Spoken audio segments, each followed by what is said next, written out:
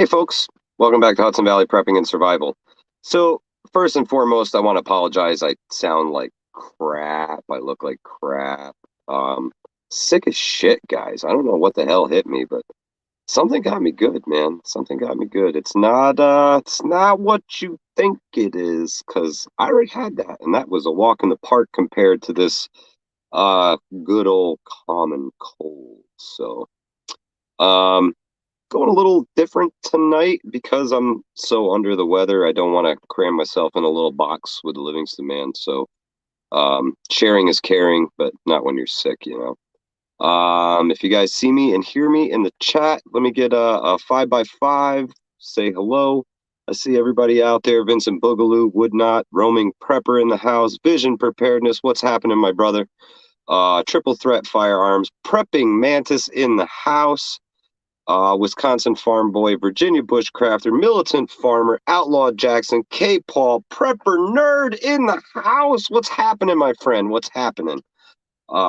If you guys don't know about the Prepper Nerd system, you better check it out. Really, really, really cool. So without further ado, I gotta check on something real quick. And we're gonna add our first guest to the stream. And welcome to the Livingston man. What's happening, my brother? It's me. What's going on, bro? Oh, living the dream, trying to kick out whatever the heck is going on. Terry Johnson, how are you? Granite State Prepper said we all gonna die. Not today. And that's kind of what we're here to talk about. And without any further ado, I would like to add our special guest for tonight. 1 second. Boom. Nyprepper in the house. What's happening, my brother? How are you? Oh, you're still muted, buddy. Okay. Am I muted There he now? is. I'm good. Yeah, 5x5, my man. 5x5. Looking good, sounding good. Okay, good. Great to see you guys. Oh, man, it's great to be with you again tonight, my friend. Kind of wish I was sitting shotgun next to Livingston, man. He looks like the cold, dark figure hanging out in the corner here, doesn't he? I got this cool microphone though. Yeah. That Joe Rogan. Fantastic. Your audio quality is unbelievable, Livingston, man. I'm here yelling at my cell phone in the dungeon, so I have the luxury of I got the studio to myself for once. Yeah, I'm rocking straight cell phone. So SC Patriot Girl, how are you? So first and foremost, before we get into anything, the heavy topic of the evening, I'd like to pump the Prepper Yard Sale, if you guys don't mind. October 15th and 16th in Ancramdale, New York. I'm having a Prepper Yard Sale and camp out. So we're going to be getting together and swapping and selling some old, slightly used survival and prepping gear.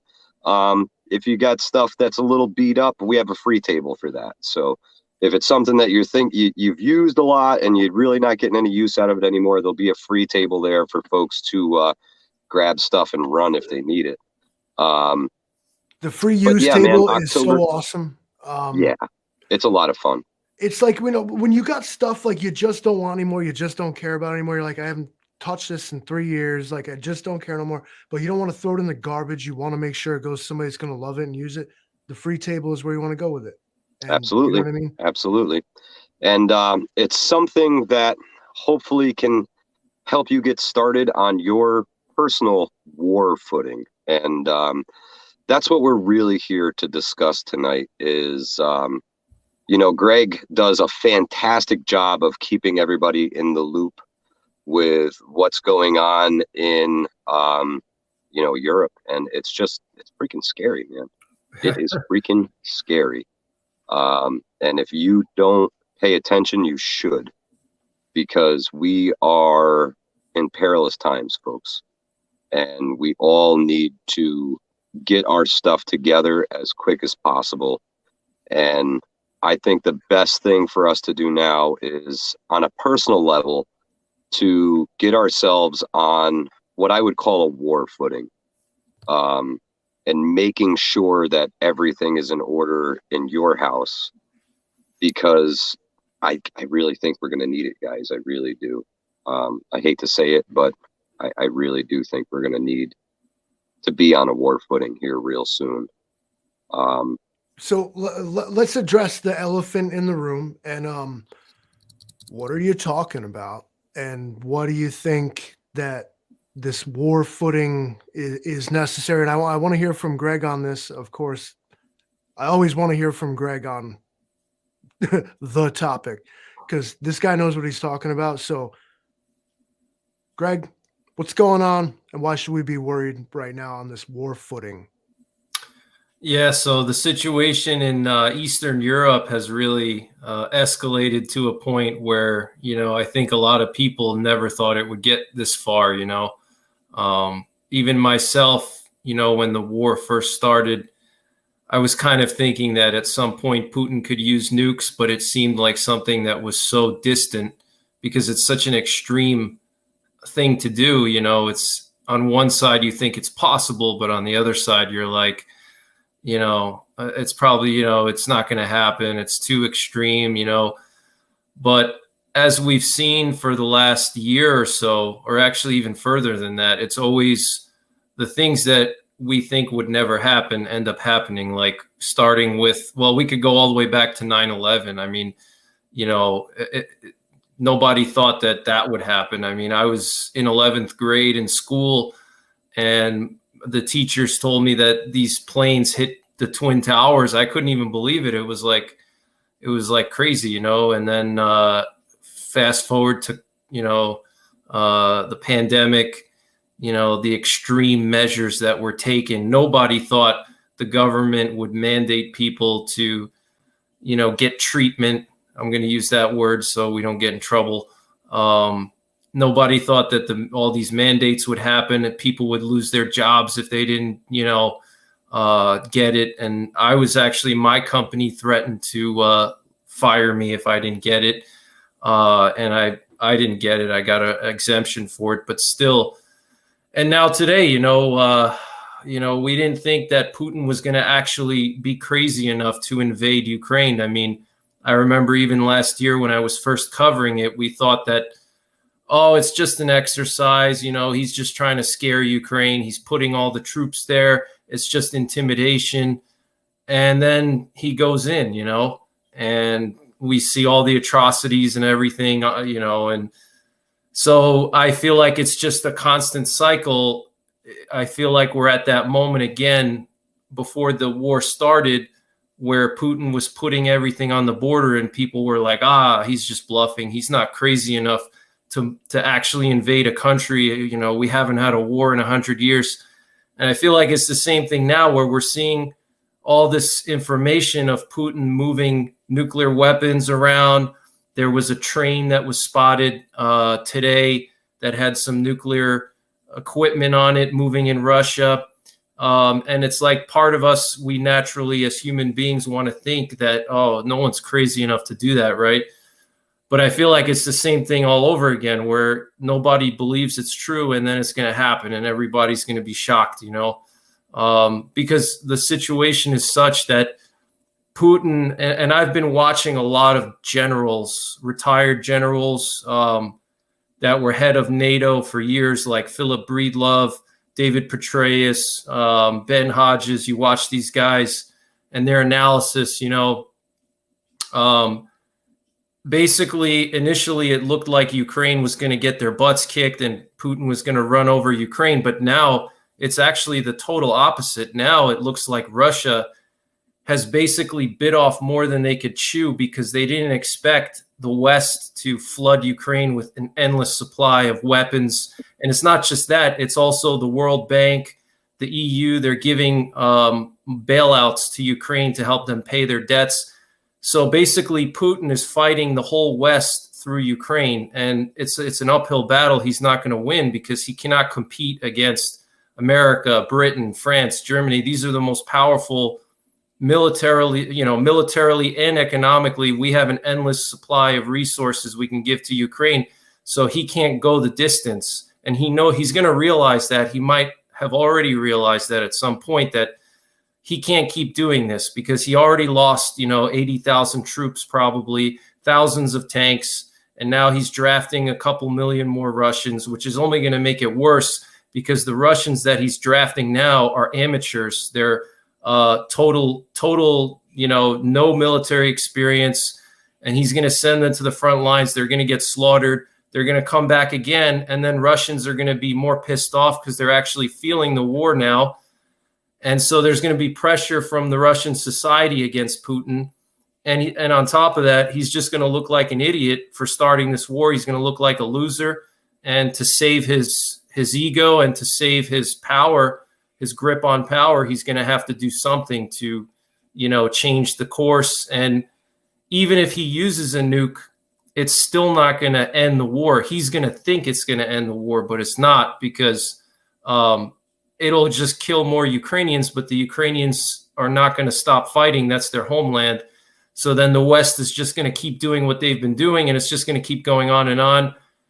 But the problem is that if Putin, we've never had a situation like this before. We had Hiroshima and Nagasaki, which was different, but we've never in modern times had such a mass atrocity. If that actually were to happen, I think that there would be massive pressure on America and NATO to do something militarily.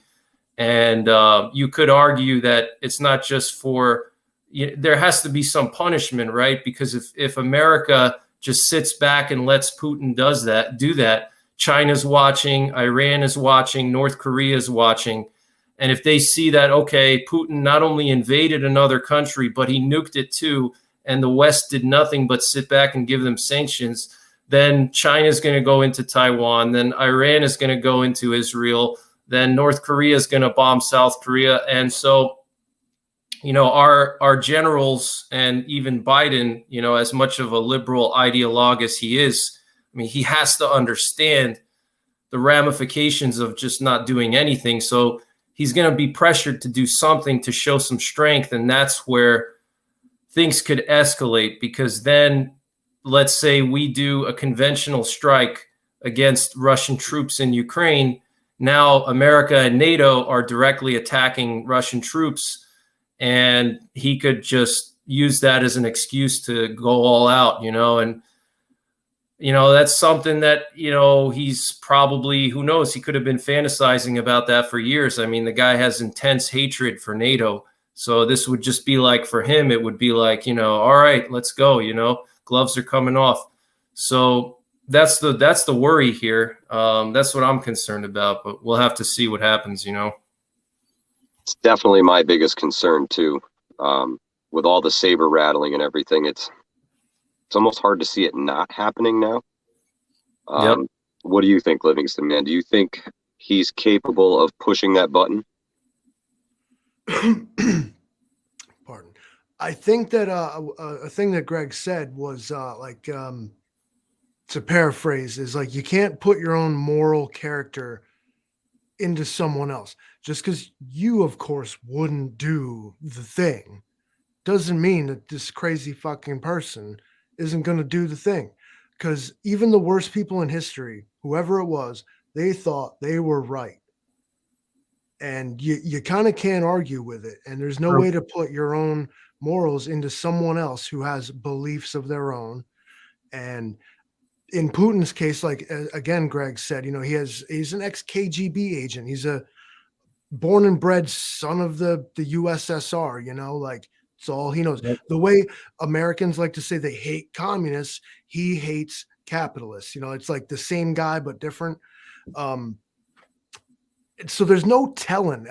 And again, like, of course, the world media and public opinion and everything else, the military situation, the idea of having to save face is indeed like escalatory towards like having to go big or go home and drop a nuke on somebody, like we've made history every fucking day for the past 2 years, dude. Everything has been unprecedented. So what's drop the nuke? Why not unprecedented?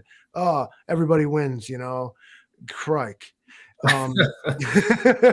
So that's definitely what brings me to believing that we should each be getting on our own personal war footing. And that is going to look different for each and every person here.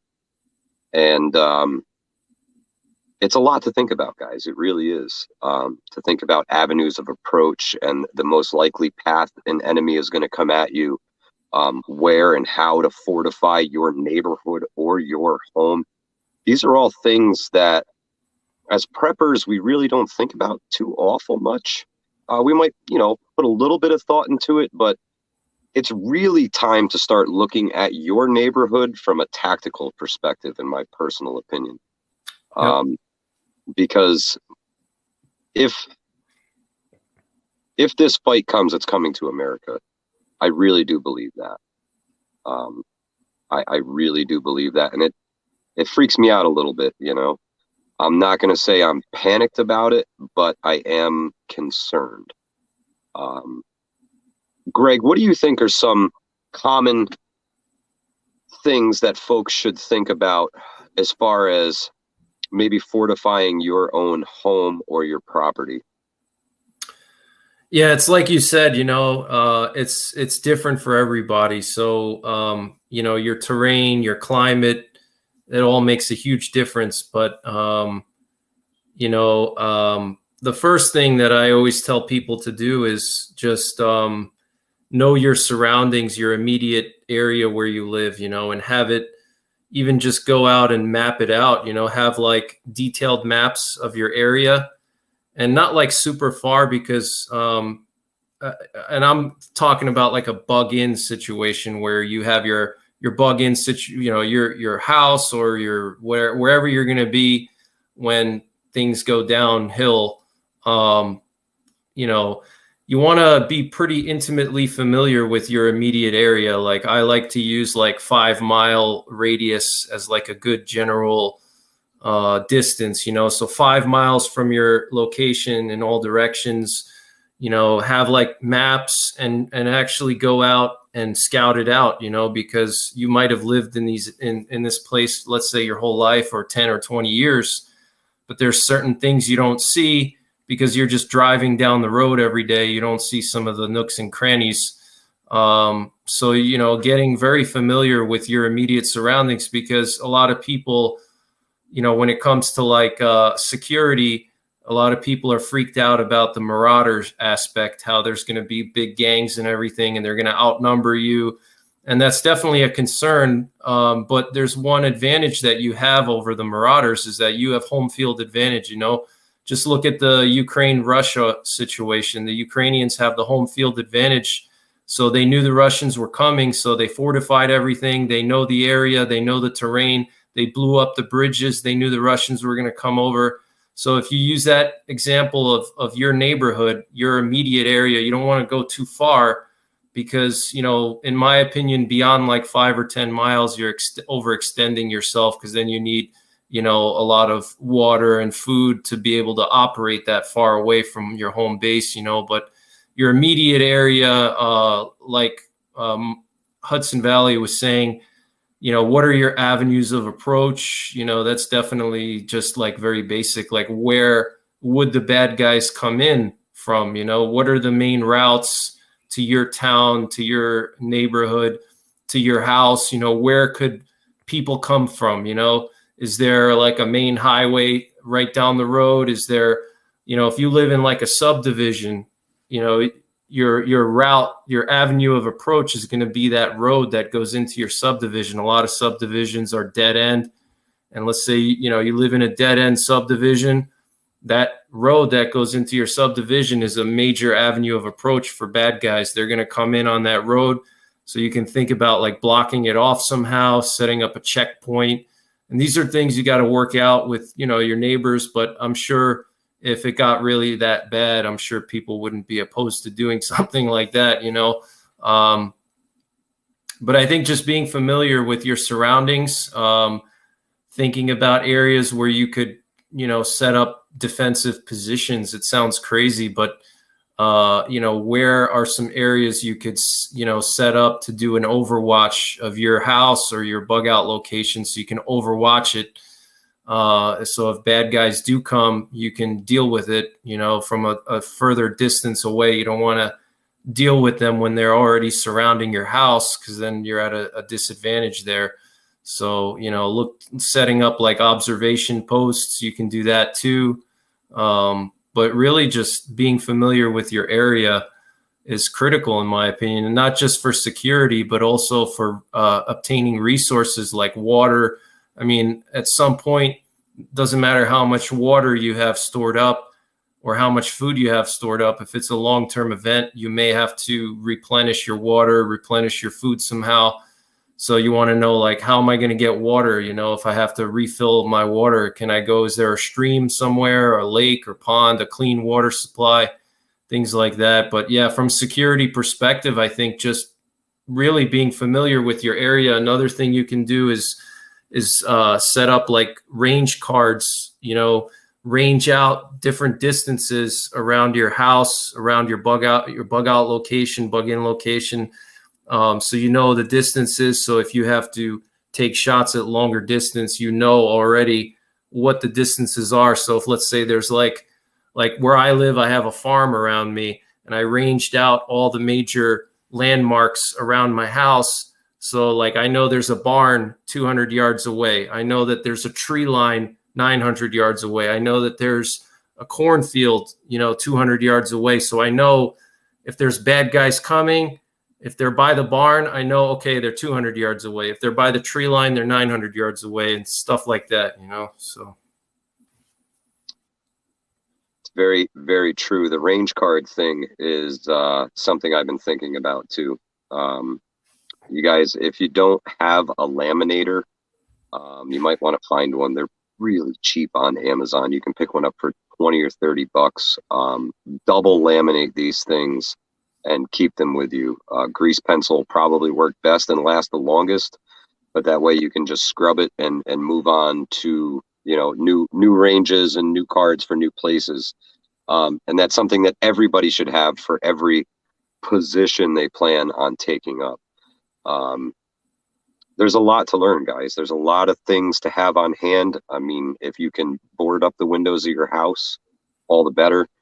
For some folks, that's common hurricane preparedness. If you live in that kind of area, you may already have pre-cut pieces of plywood for your windows and doors. Mad Shad, absolutely, my friend. Interlocking sectors of fire. A lot of things to think about, guys. Where are your friendlies at? Where are the neighbors' houses at? There's a lot to take into consideration to get on a war footing. Another thing I wanted to mention before I forget, another big thing too is sandbags, and you don't have to keep them full, but you can buy sandbags for 50 cents a bag, and they have so many uses, from making a fallout shelter to fortifying your home. If there is a complete collapse of society, there could be stray bullets going through your house, especially if you're in a more urbanized area, like we saw in Minneapolis with the riots. People could be shooting at each other, and your house is in the way. The bullets can easily go through walls. I mean, you guys have probably seen some of my tests. Even a pistol caliber can go through like 10 sheets of plywood. So it'll just zip right through your house, whatever firearm they're using. But if you have sandbags, and if they're empty, you don't have to keep them full, but if they're empty and you have a couple shovels, you can fill those sandbags. They're super cheap. I have a couple hundred of them. They're 50 cents a bag, and you fill up the bag, and then you can create like safe zones in your house. Like, for example, if, let's say, you have a young child, a baby, a toddler, you can put the sandbags around their room, and create like a safe room in your house, and pile up sandbags around, so it protects from those stray bullets. Because I've tested it on my channel. I've actually shot at a sandbag with different ammunition, 308, 300 Win Mag, and even an elephant gun. And even just one sandbag, like a 16-inch or 18-inch wide sandbag, can stop basically anything, even a 50 cal almost, So all you need is just even one row of sandbags, and that could literally save your life. And you can pile them up around like the most common areas of your house, and that'll just provide a barrier. And then, like I said, you can create like a safe zone or a sleeping area for where everybody sleeps. You can pick like one room in your house and pile up the sandbags around the walls, and that's where you sleep, you know, and then you know that you'll be safe. If somebody tries to shoot at you or do a drive-by, you're safe, you know. So can I interject with another great use for sandbags is flood control, which may, in fact, for some of us, we could find more practical.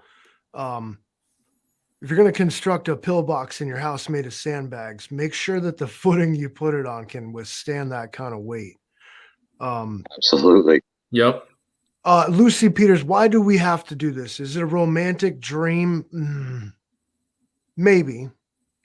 Nightmare, perhaps, is probably the better. It's boring and we don't want to. No. But one, I can tell you that if what we're talking about were to ever go down, it's not going to be boring. It's going to be anything but boring. Do we want to? No. But Absolutely not. everything we talk about in this community, on this channel, as like-minded individuals, is that we would rather have it and not need it than need it and not have it. Correct. And I guess that's the Why do we best have way to to do put it. this? I don't know. And I don't even know who you asked that question.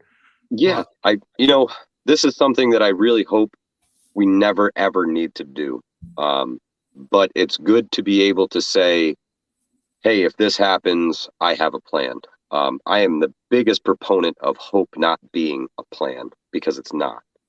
Hope You think the government's going to come and save you? Hope is best Be honest with served yourself at that point. in small doses. So I hope that we don't need to do this, but I'm going to plan as if it's almost a sure thing. At least it's something you thought of before. You got a little bit of experience because at least it occurred to you once in your life, and you're not exactly oft, you know. Exactly. And vision preparedness says all the time, get a pen and a piece of paper and write it down. Write down the holes in your plan. What do you see that could fail? What do you see that you need to do? What do you see that you need to get? I would invest in barbed wire. If I can find barbed wire online cheap, I'm going to grab some, and I'm going to keep some rolls in the shed just in case. Hope I never need it. I hope I get to give it to a farmer one day or somebody to pen in their goats. But I really hope I never ever need this stuff, guys. And I would absolutely, like Livingston Man said, rather have it and not need it than need it and not have it, because I've heard it said time and time again. Tribe was preaching it this morning that they aren't going to tell us anything. Our government will not tell us anything until the bombs fall on us. It's bad if they tell us. It's going to cause panic. So that's you know what I mean. They don't want people running around going crazy. So they're not going to tell us. No, they definitely won't. And once that happens, you're not going to the store to get anything. You're not. It's not going to happen. They're not going to be open. Nobody's going to be there to run the registers, because when that happens, everybody's going home to take care of their family. I don't even think the 911 systems will work. I think everything is going to go. Folks are just going to throw their stuff in their cars and go home. To be honest with you, I think majority of law enforcement would just bounce and go home. Yeah. And if you don't have these things on hand, you're in trouble, guys. You're in trouble. We're back to the Livingston Man box that I was repping. Just get a tote at Walmart and fill it with 2 weeks worth of food, water, and like soap for your like dirty self. It's a start, and in a practical sense, like, a typical emergency, winter storm, what have you, 2 weeks, you never know. That ice storm that hit us, we were out of power for like 2 weeks. That was ridiculous. Yeah, it was a long time. In the nearest term, like, that's the kind of disaster that can hit you, and you weren't ready for that. You're waiting for some apocalypse, some EMP, some Putin shit, and instead a thunderstorm wrecked you. And you're like, duh, I didn't even have a chainsaw I had a chainsaw, I didn't have gas for the fucking thing. So stuff to keep in mind, folks. Like, keep whatever your kit is, because this is so personal. It's beyond the scope of even being able to talk about it. But whatever your kit is and however you're set up, just keep your machine running. It's how you got to do it. That's it. Keep everything going, guys. And again, hope's not a plan. So write things down. Take an inventory, guys. Now is a really good time to inventory the things that you do have and start to plug holes in your preparedness. These stupid little Baofeng radios. They're like $20-$30. These stupid little camel Livingston, man, are like $20-$30. He's not going without his smokes. But yeah, man, communications is going to be big after everything falls apart, guys. Imagine you can't pick up your phone. You can pick up your phone. Your phone doesn't work. Like, I mean, for everybody, now real what? quick, stop, drop, listen. Your phone doesn't work. All right, so I'm gonna text the boys. It's become so easy to us. I'm gonna get a hold of this person. I'm gonna DM this guy. I'm gonna hit this person up on Facebook. I'm gonna do that. Nope, you ain't doing none of that. You don't even have a landline telephone. What now? It's true. Oh, Vision says you can get 6 for $147. What? See? Camel cigarettes? The Baofeng radios, bro. Can I smoke the Baofeng cigarette? Probably. And you get the longer antennas if you can get a I forget what they call them, but there's longer antennas that you can tie a rope to and throw up a tree branch. Get yourself, extend that antenna, get more reach. These are complicated, guys. They're not as simple as they seem. You have to learn how to use them. It's a bit of a learning curve. If you're not a radio guy, you're going to have a tough time and you're going to screw things up. And I spent about 40 minutes on the phone tonight before we went live with a friend of mine, going over this and making sure it works right. And it's something that I'm going to work on personally with my group to make sure that we're all squared away when it comes to communications. The repeaters will be up for a short time after a grid failure or a major disaster. And that's the time to be able to reach out with these and say, hey guys, we need to get together. Let's do it at location C on day 4.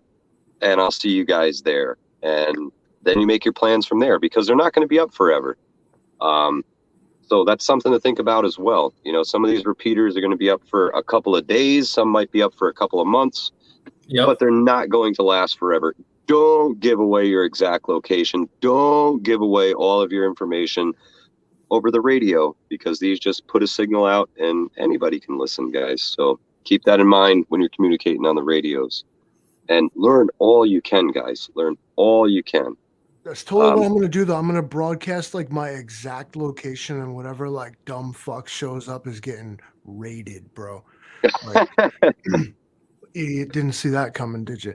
Like, No, you got me with that. So watch out for people like me out there clowning on the radios. Guys. That's it. That's another thing too. When you hear the Livingston man's voice yelling for help, and he gives you his exact address, don't go there. If I was trying to lure people in, I would have a female do it. I'd be like, "Oh my God, help me!" And then when they came like down the dark alley, I'd be like, "Gotcha, idiot." Gotta watch out, folks. But yeah, man, somebody already did. It's definitely time to start ironing all of this stuff out, guys. It's getting worse every day.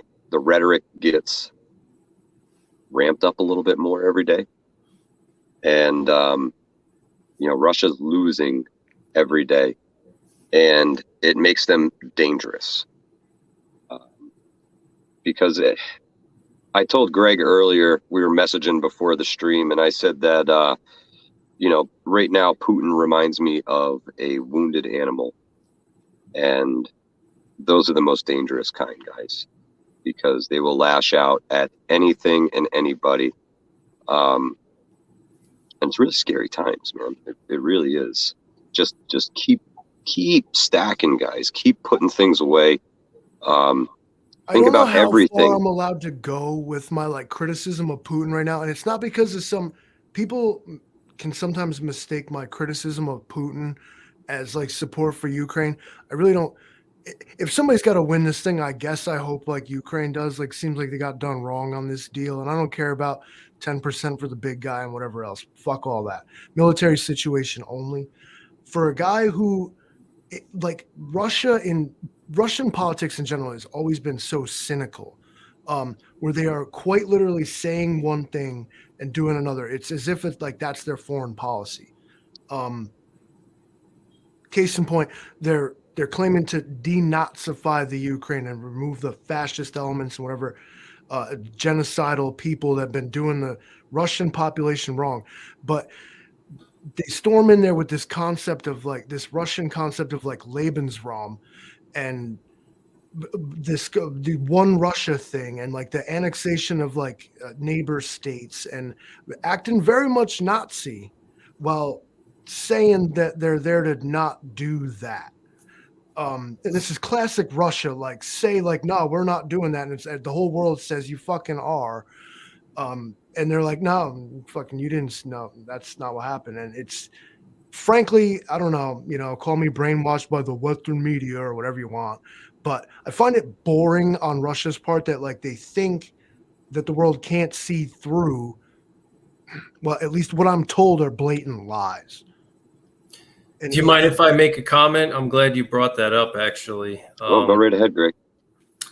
So, going back to like, I saw someone said a comment that we're antagonizing Putin, and that's like the biggest thing I hear a lot of people say, that we should just back off. It's not our fight. It's some faraway place. It's not affecting us. Let them deal it. Let Ukraine deal with it.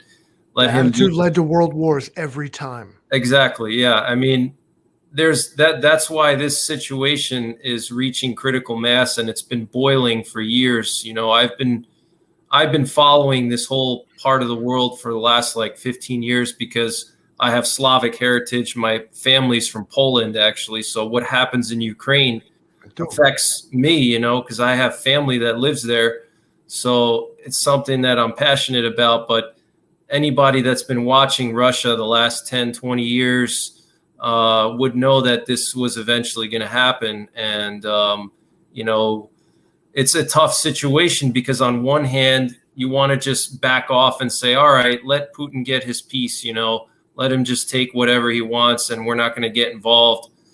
But then it's not going to go away. He's going to, keep going, let's say he takes a piece of Ukraine now. Where do you think he's going to go next in 2 years? He's going to regroup and he's going to say, okay, we took 20% of Ukraine and there was no repercussions for it. America just sat back and said, all right, so now we're going to go for Finland, or now we're going to go for the Baltics, or maybe Poland, Put the band back together. Yeah. So where does it end? At some point. So it's kind of like, it's called like appeasement. But so like, it's a tough position to be in for any leader of America, because it's like, on one hand, you don't want to start a nuclear war, but on the other hand, you can't just let Putin do whatever the hell he wants, because that's what happened with World War II with, Hitler. He invaded Czechoslovakia because he said there were Germans there, and the West, America, Britain, we just sat back and said, all right, whatever. It's just a little piece of Czechoslovakia. After he took Czechoslovakia, he went to Poland, and then he started going after France and Britain, and he took all of Europe all the way down to North Africa before we knew it, So it's a tough position to be in. And it's eventually this was going to happen.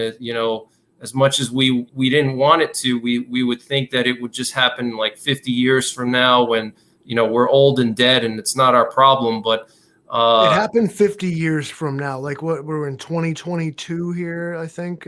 But I don't know, whatever, do the math, but take it back 50 years.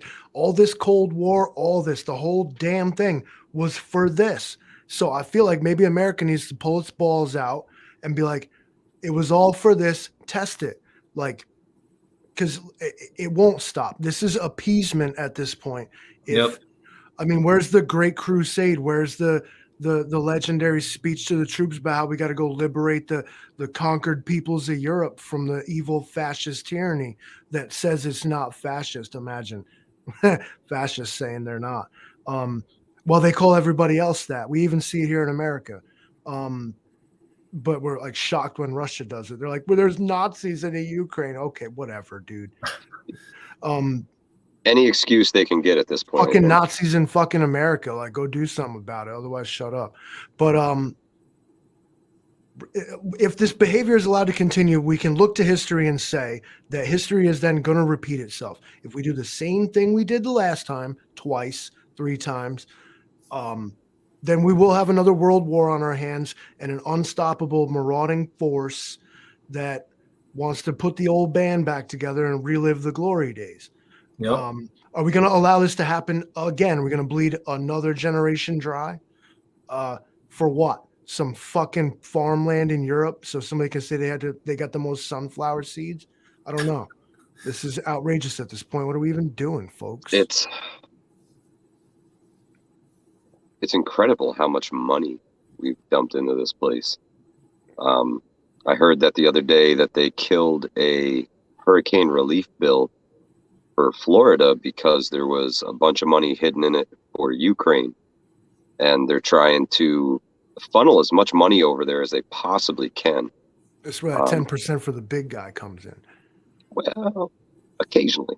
You never can I think tell. they're laundering money over there. I think there's some play. There's definitely some pay to play going on here. Like, they're almost. It seems almost as if there has to be, but it's we'll never know the truth, guys. That's the honest truth, is that we'll never really know where the cash is going. You know, when you can get on the black web and buy a Stinger missile from over in Ukraine, one of the U.S. ones that we sent there, that's when you know things are pretty interesting. Amazon Prime is bringing that tomorrow, actually. $14.99 a month, bro. I'm telling you. Hey, worth its weight in gold. Like deals you may like. I was like, oh hell yeah, Stinger missiles, shit. GSP, finally, huh? How about it?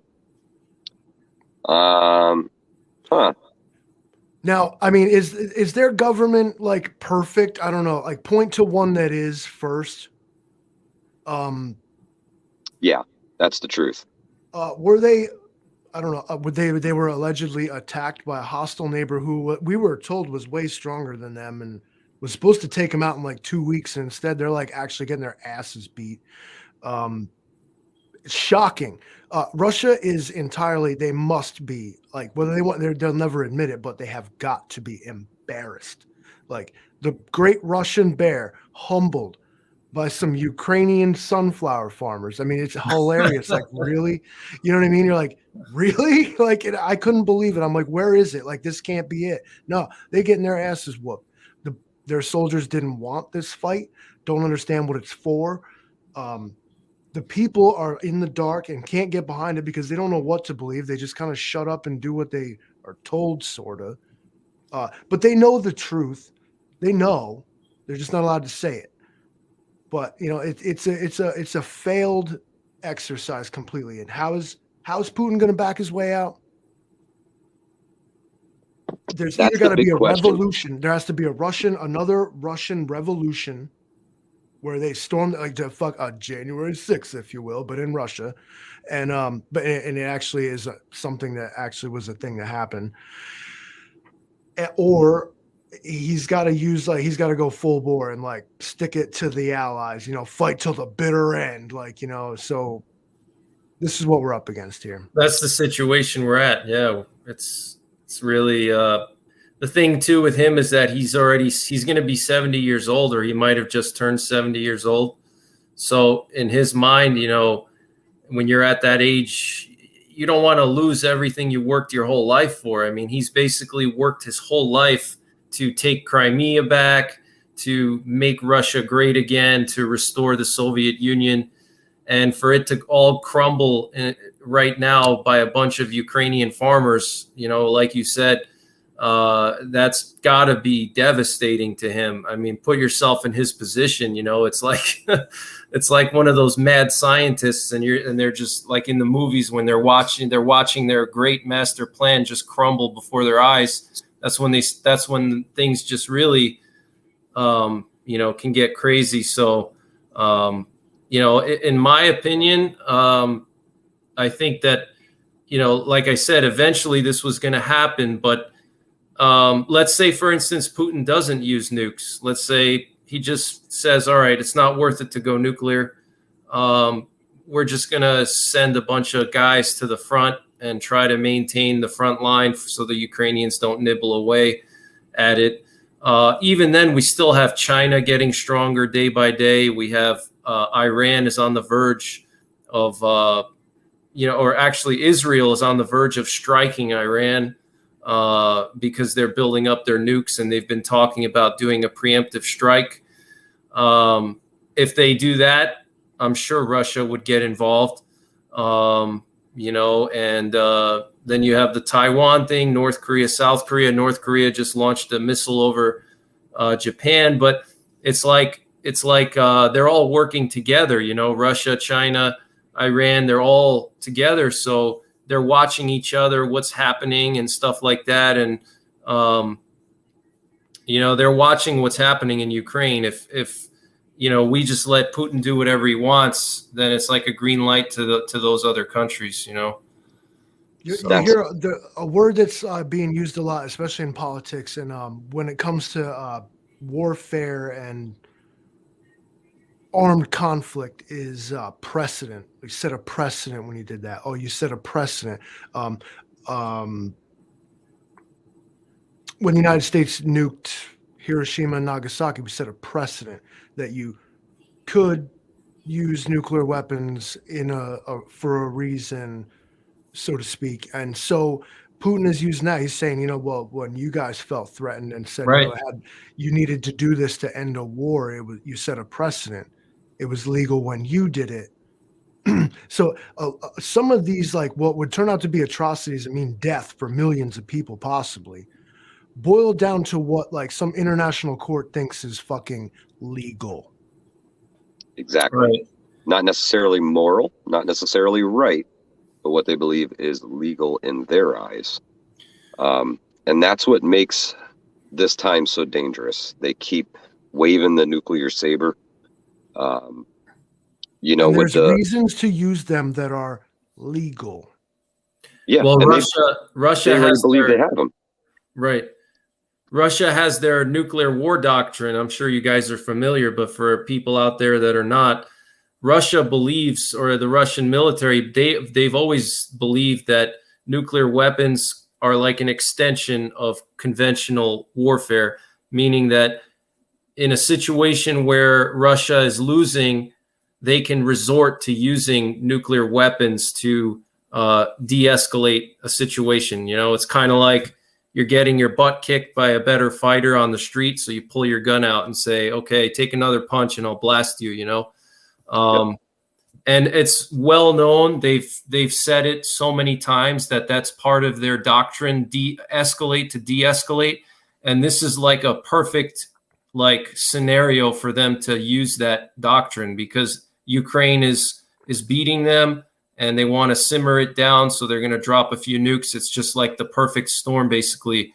And it just falls right in line with what they say they could use nukes for. So why should we question what they're saying they would use a nuke in the situation, you know? So.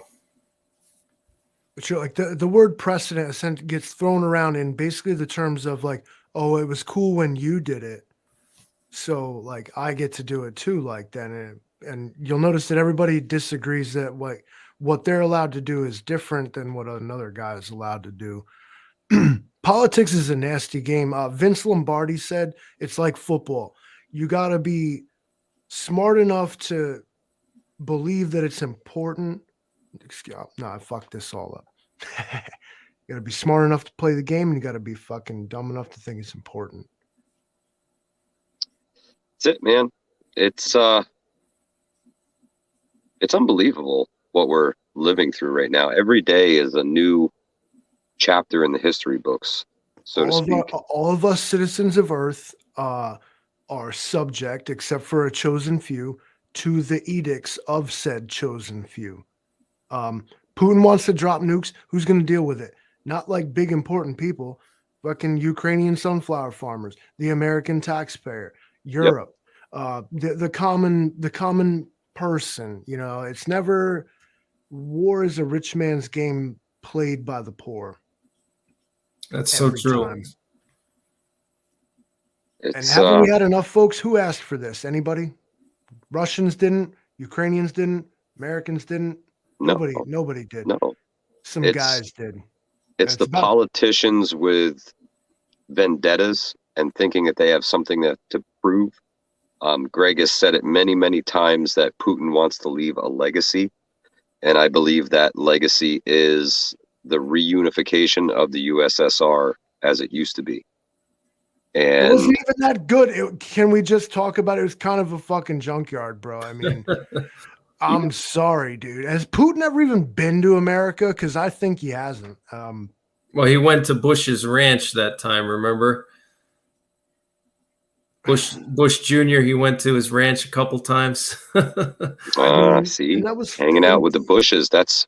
I just think that, like, the USSR, maybe I'm like, like brainwashed by Western media, but I just feel like the USSR was like kind of trash, like it's kind of shitty. Like, we have to build a wall to keep people out. We did not have to build a wall to keep people in.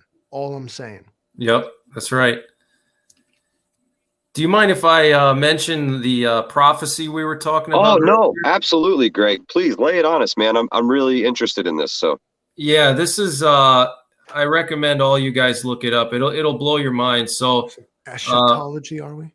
One of my friends, he's also a prepper. He's a Ukrainian guy, and he told me about it. So it's called the Azov Mena prophecy, and it was by an American from Oklahoma. He was a pastor in Kiev for like 20 years or something like that. He had a church in Kiev, and he basically he apparently had a vision.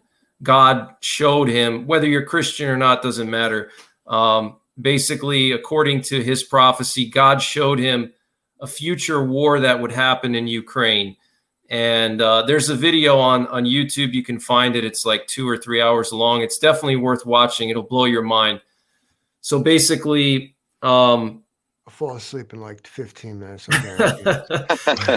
So basically, the way that this invasion started, he predicted. So basically, God showed him that there would be an initial invasion into eastern Ukraine, and there would be a huge evacuation of Ukrainians out of Ukraine, which we saw in the initial stages of the war.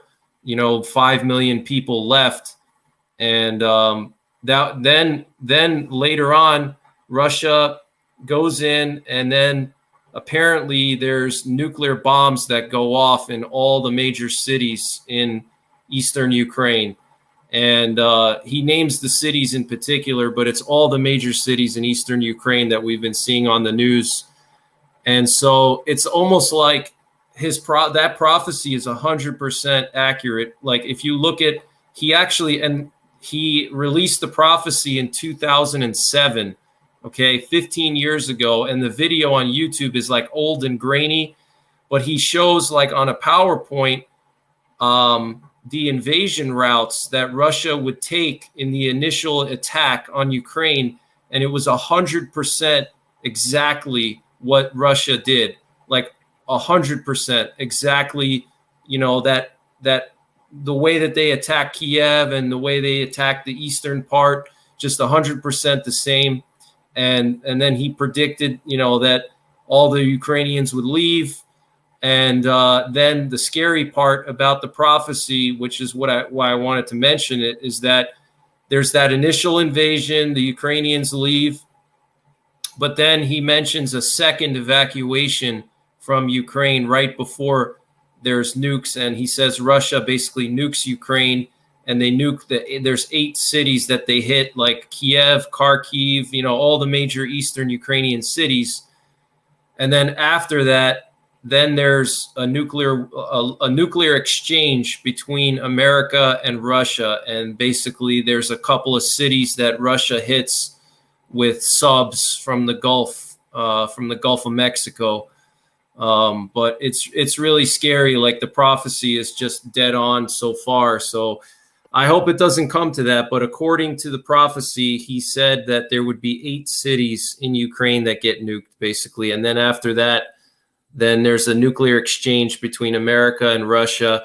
And then after the nuclear exchange, Russia would try to attack Israel, which would fail because Israel's protected by God. And then Russia would collapse, and then Ukraine would actually take land from Russia and push their borders all the way towards Stalingrad. But that's the prophecy in a nutshell. It's pretty interesting. I hope it doesn't happen, but Is the person that wrote that book happen to have any connection to like Cold War era, like Eastern European intelligence, or like Stasi Poland, East Germany, something? I don't think so. He's just an American pastor. So you can look him up. His name's Pastor Barnett. Pastor Barnett. He's been active the last few months because of the war. But he initially put the prophecy out 15 years ago when there was no talk of any kind of war. And just the accuracy of it, it's crazy. I mean, I hope it's not real, but what you described to me sounds like a Tom Clancy novel, is what I was. Yeah. I mean, well, it's almost like we're living a Tom Clancy novel every single day, guys. Well, prophecies are often so like Nostradamus. They're very, they can be vague, but this is, it's very technical. It's almost very Tom Clancy informed. Stuff like you feel like NATO planners would know. There in military science, there are obvious ways to do things, and of course your adversary is going to know them and plan for them. War in Europe and games against like the Soviet juggernaut, 7 Days to the Rhine and what have you, it's old hat. We've known there's ways you can do this, and there's ways you can't fucking do this. Greg's prophecy is impressive in its like technical like know-how, you know what I mean? Like they knew like how they would do this. Like this was the way that you're going to do this. And for just a pastor with perhaps, allegedly no military or intelligence experience to figure this out. There's 2 kinds of people in I'm going to digress here because it's what I do.